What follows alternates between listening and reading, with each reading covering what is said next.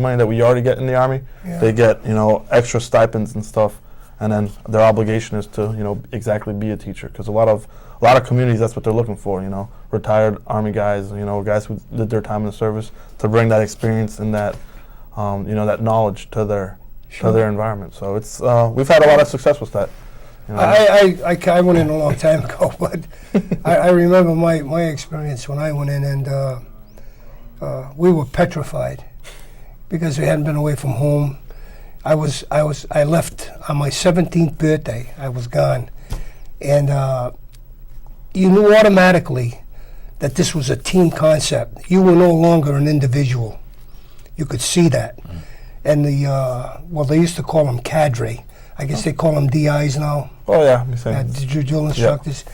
But the thing is that you got the message right away that when they said attention, everybody came to attention. You just didn't stay in a relaxed position. So and then everybody caught on. I had never made a bed in my life. My mother made my bed, right? But when I got the 4 ticks, brother, you learn how to make a bed. I never washed my clothes in my life. We had the laundry downstairs and had wooden barracks.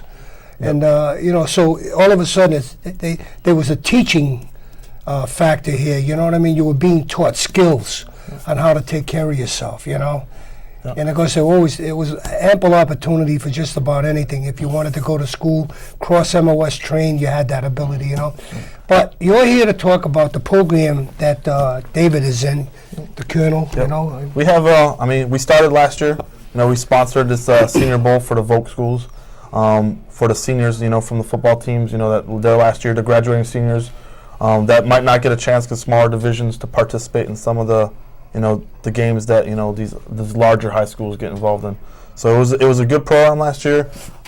Mr. Curd here, kind of got it in motion. Our colonel up in Maine, went on board, and I know I had a lot of fun out there last year. I went out there. We had a lot of young guys, who had enlisted as seniors that were going active duty. They went out there. They swore in, with the captain that went out there. So it was an overall good experience. We had Spirit America band showed up, and it was a fun experience, and it was a good experience for a lot of the families who were out there. An extra chance for the seniors to get a game in, a good. Basically for us, it's just we're trying to get out there, give a little bit back to the community. You know what I mean? So the seniors that enlisted, we had 3 actual players, that had enlisted, and then just a bunch of seniors that showed up, from just that weren't football players, but were out there, kind of show their face and get recognized by the community, and for us it was a chance to do it, and then we're trying to get it involved again this year. That's right. Last year we were celebrating 100 years of vocational education in Massachusetts, and the Army was gracious enough to sponsor the game, and real smooth, great venue, great crowd came out at New Bedford Vocational High School. Had hosted it. Lenny Silvey, the athletic director there, had open arms for us. The Army was there, and the whole recruiting battalion was there and supporting it. Just a nice venue. The families were there to support their sons, and we had approximately about 80 players, 75 to 80 players, both on a East and West squad. There's 29 vocational schools within Massachusetts, and coaches across the state had nominated these young men. Not so much that they had the talent, but the fact that they were showing leadership within the community and within their school. That was really the top criteria as far as getting these young men to play in the game.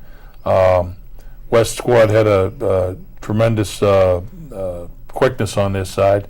It was played at night, and as you mentioned, the Spirit of America band out of Orleans was the halftime show, and they've done USO shows.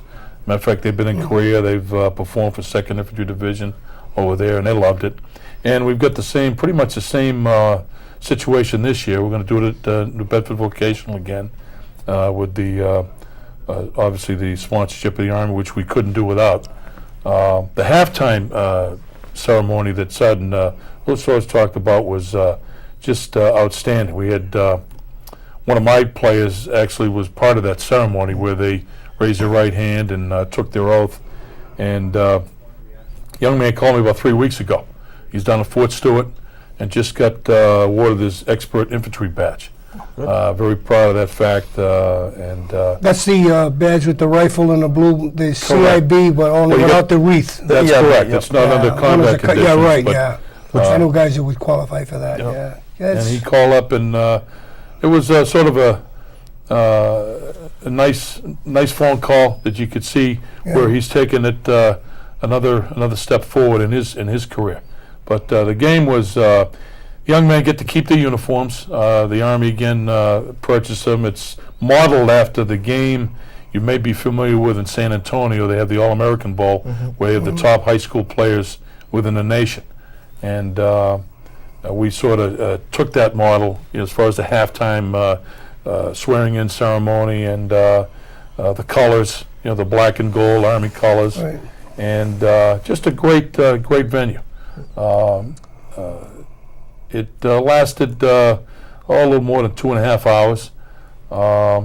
And again, New Bedford, I thought, were gracious hosts and real smooth all around. That's super, Is that just for certain high schools or just the vocational schools within the state? Correct. Schools, yeah. What about Diamond Voc? They're part of it. They're part of it. They're part of it, and they had members on that squad, and they're also doing the same thing this year. I can remember in my day when going to a vocational school was allegedly for the dumbbells. Now, it's crude to say dumbbells, but if you weren't cutting it like basically academically, like you weren't taking prep courses, you ended up going to a vocational school, and today that is so turned around. It has. Now you can't get into a vocational school unless you meet all the criteria. It has turned around quite a bit. Well, because trades today pay big bucks, and to have a trade today, you've got it made for life. You're exactly correct. correct. I have a grandson that went to Diamond. He's a plumber today. He's got his own business. That's a great point you bring up, Roland. I just, a couple of weeks ago, had an opportunity to interview some young students at Barnesville Middle School, 8th graders that want to come to Cape Cod Tech. And very impressed with these young people. Had one young man, you could tell that they had practiced their interview. They knew what questions they were going to be asked, which they did their homework. But I was still impressed with the manners. Actually holding a chair for one of our teachers, one of our young lady teachers, and I said that's just great stuff to see that they had those kind of manners, in 8th grade, and going to the school, it was very polite young people, but the overall theme that they came away with in the interview, the 14 or so students that I talked about, is that they wanted to be more competitive.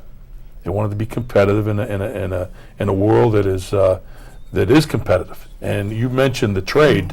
Having a trade as well as having that high school diploma is just going to give them, I think, the added edge. And you're exactly correct. I couldn't. When I worked up at Seekonk Speedway for a couple of summers, I met a guy from New Jersey. He was a plumber, and I was in awe because he had 2 race cars there. And I said, "Plumbing business must be good." He said, "Yeah." I forget where he was, Cherry Hill, New Jersey, or something. And boy, I said, this is an expensive hobby. Which he's got sponsors, but he's footing the bill, right? I said, "What do you do for a living?" He said, "I'm a plumber." Gee, I said, "A plumber? And you're going to, yeah."